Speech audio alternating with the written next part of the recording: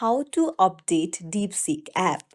Hey everyone, welcome back to the channel. If you are new here, don't forget to hit the subscribe button and turn on the notification bell to not miss any updates. So in today's video, I'll show you two ways to update your DeepSeek app. So let's dive right in.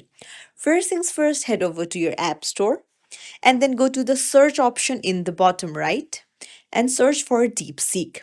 And then tap on DeepSeek, and if you see the update option available, then just tap on it and your app will be updated. However, if there is no update option, then that means your app is already updated to the latest version.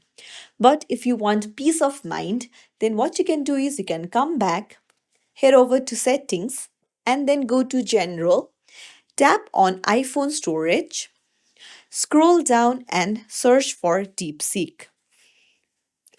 So once you find the DeepSeek app, you just need to tap on it and tap on Offload app.